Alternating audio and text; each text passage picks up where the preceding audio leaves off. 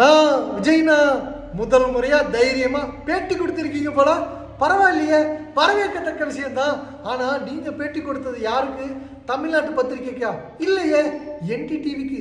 ஏன் எழுதி கொடுத்து மனப்பாடம் செய்து அப்படியே ஒப்பிக்கலாம் அப்படின்னா என்னங்கண்ணா இவ்வளோ பெரிய அரசியல் தலைவராக வருவதற்கு ட்ரை பண்ணிக்கிட்டு இருக்கீங்க, பத்திரிகைக்கு பேட்டி கொடுக்காம பாவலா காட்டுறீங்களே.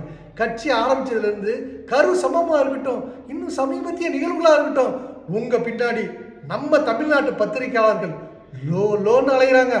அதுவும் எப்படின்னா, விஜய் எழுந்து விட்டார், பாத்ரூமுக்கு போய்விட்டார், பல்லு விளக்கி விட்டார், நீங்க எங்கெல்லாம் கிளம்பி போறீங்களோ அந்த ஸ்பாட்டு வரைக்கும் பின்னாடியே லோன்னு அலைகிறாங்க. அவங்களுக்கு ஒரு தடவையாவது நீங்க பேட்டி கொடுக்கலாம்ல. இந்த தேர்தலுக்குள்ளாவது நீங்க ஏதாவது ஒரு பேட்டியாவது அவங்களுக்கு கொடுத்துருவீங்களா? நான் கேட்கலங்கண்ணா, நம்ம தமிழ்நாட்டு மக்கள், அந்த மக்கள் கேட்குறாங்க நீங்க இன்னும் பேட்டி கொடுக்கலையேன்னு சொல்லி. அந்த மக்களுக்காவது நம்ம பத்திரிகைக்காரர்களுக்காவது பார்த்து ஏதாவது செய்யுங்கண்ணா. அப்போவாவது நீங்க அரசியலில் பெரிய தலைவர்னு மக்கள் மனசுல பதியும்ல. அதுக்காக தானே